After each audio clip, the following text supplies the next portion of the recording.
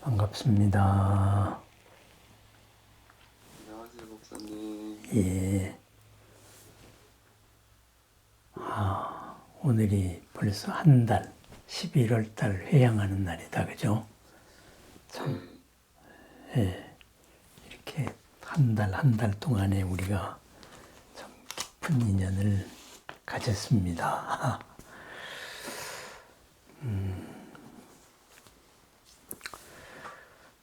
오늘은 이제 관세음보살 얘기하고 도대체 우리가 왜 사는가, 무엇을 목표로 사는가, 그것을 법화경 이제 사리불에 대한 수기를 통해서 한번 알아보는 시간을 갖겠습니다. 예, 반갑습니다.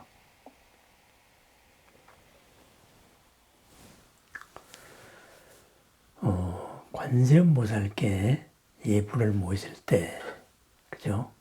맨 처음에 귀의하는 게 관세음보살에 대한 찬탄이죠. 그죠? 관세음보살. 그럼 관세음보살이 어떤 분이냐 했을 때, 보문시연 원려공심, 대자대비 관세음보살. 이렇게 귀의하죠. 보문, 모든 문입니다. 보, 두루두루하다. 그죠? 보문, 모든 문. 내가 원하는 문으로 다 나타난다. 어디서 봐도 다 열려있는 문. 그래서 보문입니다. 이쪽으로만 봤을 때 열려있는 문이 아니다. 이거죠. 그래서 그 관세음보살의 원력으로 관세음보살이 자비로 들어가는 문은 누구나 봐도 바로 그 자리에 있다 하는 것이 보문이라는 의미입니다. 그 성북구에 보문동이라고 있지요. 그죠? 거기에 이제 보문사 있어서 보문동입니다. 그렇게 우리 이제 그 참 좋은 동네 이름이라고 생각을 합니다. 보문. 보문으로 나타나고 누구한테나 열린 문으로 나타나시며 원력이 넓고 깊으신 그리고 대자, 큰 사랑과 대비, 큰 연민의 님께 귀의합니다. 이렇게 이야기를 합니다. 그렇게 귀의를 합니다. 그러면은 나는 지금 가장 가까운 인연에게, 내 주변 인연에게 어떤 모습으로 나타날까? 어떤 문을 열어주고 있을까? 어떤 문을 닫고 있을까? 그것을 한번 생각해 봅니다. 그리고 도대체 나의 원력은 얼마나 넓은가, 얼마나 깊은가 한번 생각해 봅니다. 아니 뭐 원력이 있기나 있는가? 이런 생각도 하게 되지요. 왜냐하면 지난 날을 보면은 내가 어떤 한 방향으로 나를 살아온 게 아니라 그냥 주변의 영향에 의해 가지고 떠밀려 온 삶이 사실은 더 많거든요. 그죠? 남에 의해서 생각되어지다가 보니까 내 마음 나도 모르는 경우가 많습니다. 내 마음 나도 모르는 이유. 내가 한 가지 방향으로 쭉 나갔으면은 그 나간 방향으로 이거에 의해 가지고 이제 모든 게 판단이 되는데 내 마음이 판단이 돼요. 내가 부처님이 칭찬할 일인가? 이 길로 나가다가 보면은 이것은 부처님이 칭찬할 일이 아니야. 이렇게 되는데 내가 상대방의 상황에 맞추려 그러는데 상황은 자꾸 바뀌어요. 그러다가 보니까 이게 뭐지? 이러면서 변하는데 내가 억지로 순간을 머무르려고 하다가 보니까 내 마음 나도 모르는 사건이 되는 거죠. 그러면은 이건 원력이 뭐였지? 이렇게 되는 거죠. 그죠? 그리고 좋은 관계를 유지하고 있는가? 그리고 좋은 마음, 애틋한 마음, 연민의 마음을 유지하고 있는가? 믿는가? 안 믿죠. 왜 안 믿느냐? 나부터 안 믿기 때문에 그래요. 내가 나를 안 믿는데 어떻게 상대방을 믿을 수가 있겠어요. 그러다가 보니까 우리는 항상 불안하다가 보니까 언제라도 화낼 수 있는 준비가 되어 있는 거죠. 잘해주다가 한순간에 팡 터지는 거죠. 그래서 우리는 화낼 준비가 다 돼 있다. 바꾸어 말하면은 연민의 마음이 모자란다. 나를 믿는 마음이 나부터 안 믿고 있었구나. 이렇게 되죠. 바로 관세음보살. 보문시연 원료공심 대자대비 관세음보살. 두 번째 귀의하는 문장은 지심기명례 심성구고 응제중생 대자대비 관세음보살. 소리를 따라가지고 모든 고에서 구해주시는 심성, 소리를 보고 찾고, 찾을 심자죠. 소리를 찾아서 모든 고를 구해주시는 관세음보살, 응제중생. 그 소리의 중생에 응한다. 이거죠. 소리를 찾는다. 이것은 무슨 말이겠어요? 들린다가 아니에요. 심성, 찾는다. 바로 관세음보살의 적극적인 삶입니다.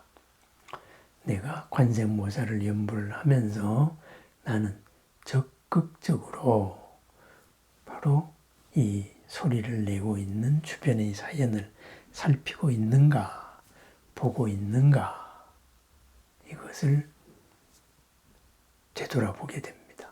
그리고 그 관계와 대자하고 대비한가, 이렇게 돌이켜 보게 되는 장면이죠. 그런데 나는 소리를 내기만 했지 소리를 살필 생각은 하지 않지 않았는가, 이런 반성도 해봅니다. 그런 적이 많았던 것 같아요. 그죠?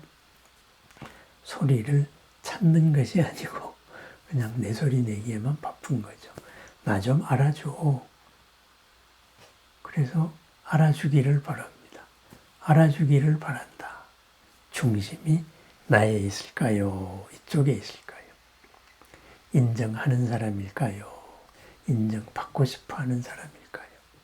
소리를 찾아서 응제중생, 모든 중생에게 응하시는 사랑의 님, 연민의 님, 바로 인정하시는 분입니다. 상대가 인정을 하든 안 하든 나는 인정을 하고 상대방을 믿고 상대방하고 좋은 관계로 이 자리를 새롭게 만들어 나갑니다.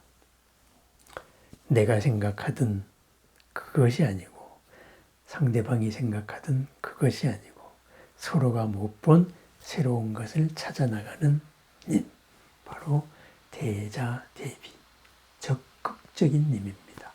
소리를 찾아다니는 님입니다. 그런데 관세음보살은 소리를 찾아다닐 필요가 있을까요? 필요가 없죠. 왜냐? 온 법계와 더불어 이미 한 마음이기 때문에 법계에서 일어나는 찾는 소리, 당신을 찾는 순간 그대로 반응을 하는 거죠. 응제중생, 이렇게 하죠. 내가 우리 아이들, 갓난아이들은 그거 말을 할 줄 모르잖아요. 말을 할 줄 모르는데 엄마는 그냥 다 알아요. 그죠? 엄마는 그냥 우는 소리 듣고 이것이 무슨 신호인지를 다 압니다. 기저귀를 갈아달라는 건지 아니면은 젖을 달라는 건지, 그죠? 어디가 불편하다는 건지 신호본에는 똑같은 소리 듣고 다 알아들어요. 왜? 아이와 엄마의 마음이 하나로 되어 있기 때문입니다. 하나로 이제 얽혀 있는 거죠. 관세음보살의 마음도 우리와 그렇게 얽혀 있다. 그래서 관세음보살은 우리가 볼 때는 소리를 찾아다니는 것 같지만은 관세음보살이 볼 때는 다 응하는 거예요. 찾는 것도 아니고 찾지 않는 것도 아니고 그냥 모든 중생에 응하여서 나타난다. 이렇게 되겠지요. 그 다음에는 이제 관세음보살이 좌우를 한번 살펴봅니다. 그랬을 때에는 지심기명래 좌보처 남순동자 우보처 해상용왕. 좌보처 관세음보살의 왼쪽에는 남순동자 남쪽을 순례하는 구도자가 있다. 오른쪽에는 바다의 용왕이 있다. 이렇게 말하죠. 그러면은 남순동자 남쪽을 순례하는 구도자 바로 선제동자지요. 선제동자 그 이름이 멋있잖아요. 조울 공덕의 선 그리고 재산의 재 좋은 재산 한마디로 좋은 부예요. 좋은 부 좋은 부자. 선제동자를 엄마가 가지게 되면서부터 갑자기 어머니 마음이 넉넉해지고 그 집안의 재산이 불같이 일어났다. 그래서 태어난 아이의 이름을 이 아이의 인연으로 인해서 이렇게 마음도 넉넉해지고 베풀고 집안도 부자가 되었다. 선제 이렇게 되었잖아요. 그 선제가 이제 나중에 하는 일이 선지식을 찾아다니면서 도를 구하는 것, 자신을 완성하는 거잖아요.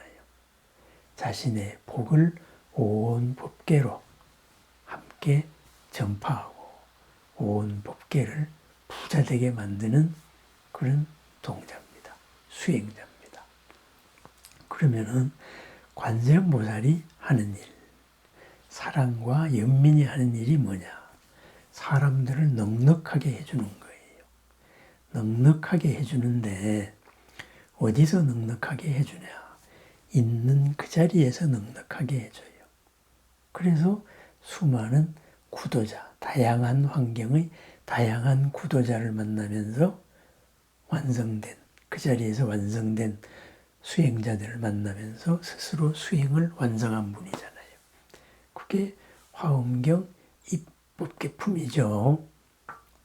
그렇습니다. 사랑의 님, 관세음보살은 수많은 사람들이 있는 그 자리에서 꽃핀 모습을 바라보고 있다. 이 동자는 이렇게 꽃피었고, 이 스님은 이렇게 도를 얻었고, 이 거사는 이렇게 얻었고, 이 우바이는 이렇게 을을 얻었고, 그래서 53선지식으로 대표되는 수많은 사람들이 있는 그 자리에서 즐거울 수 있음을 찾아내는 것. 바로 선제동자입니다. 그냥 즐겁냐? 그렇지 않죠. 넉넉하면서 즐겁죠. 넉넉하다는 것은 뭐예요? 바로 나에서부터 남에게로 줄 수 있는 게 있다는 말입니다. 선제동자는 그렇게 부자로 만들면서 부를 주는 사람입니다. 그것이 관세음보살의 왼쪽 모습이다. 이거죠.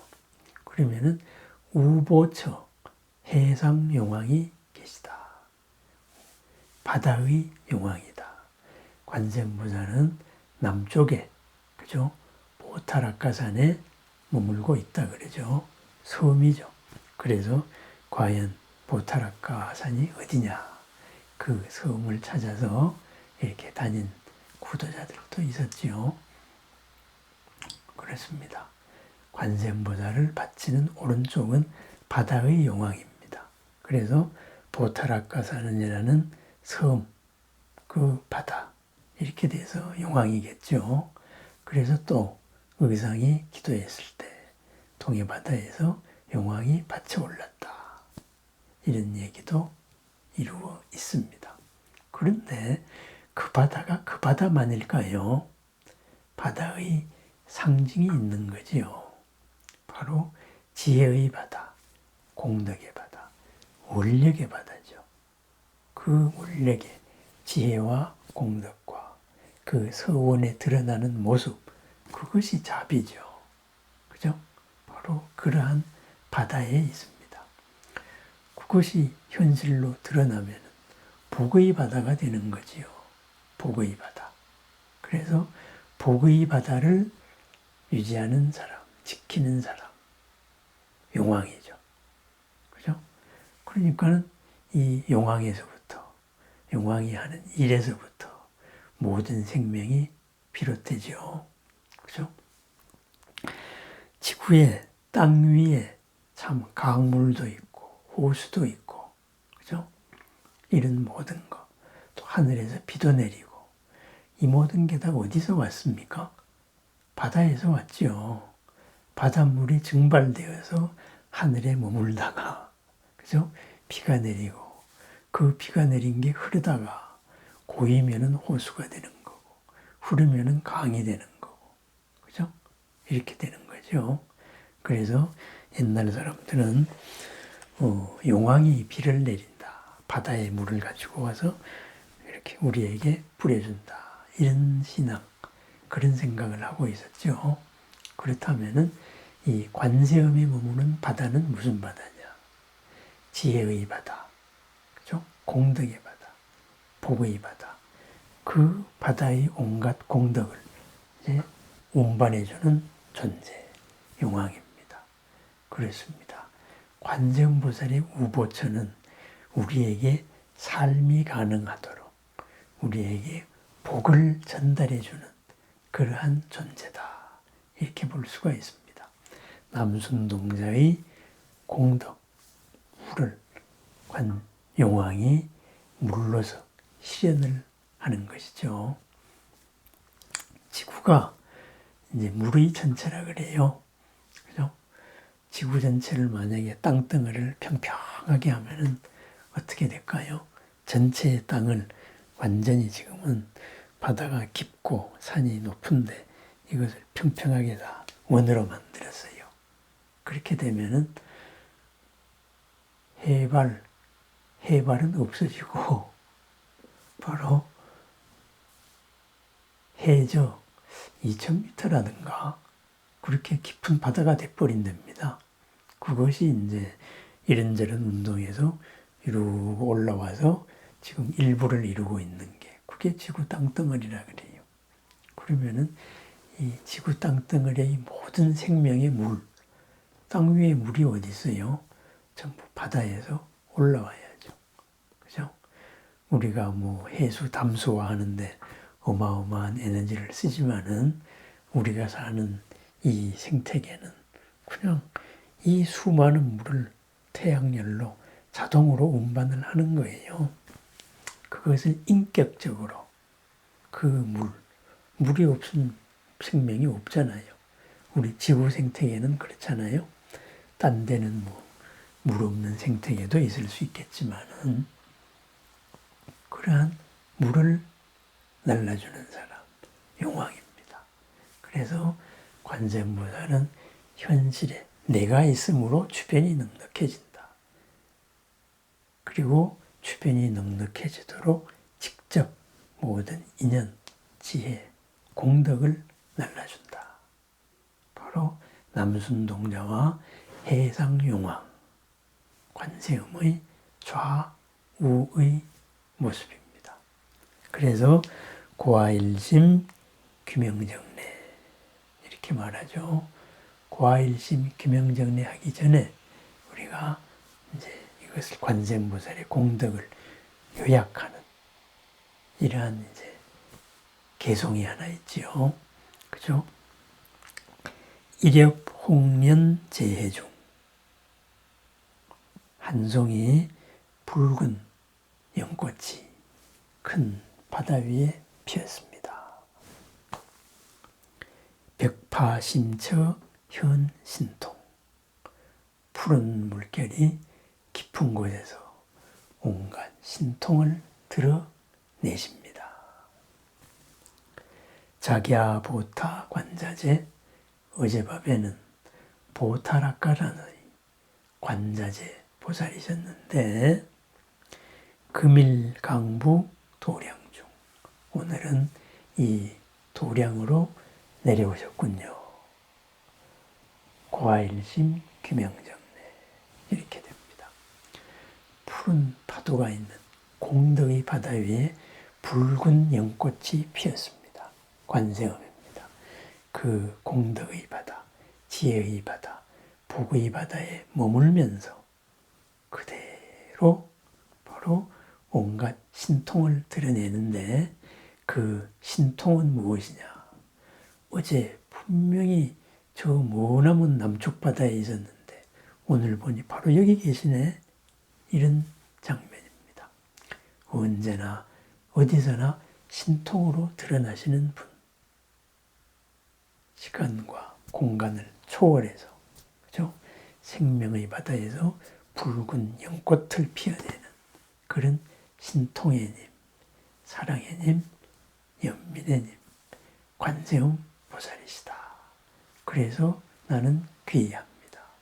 그러면은 내가 여기서 관세음을 찾을 때 바로 관세음이 오시는 거죠. 그죠? 그래서 우리는 관세음께 귀의한다. 이렇게 이제 정리가 됩니다.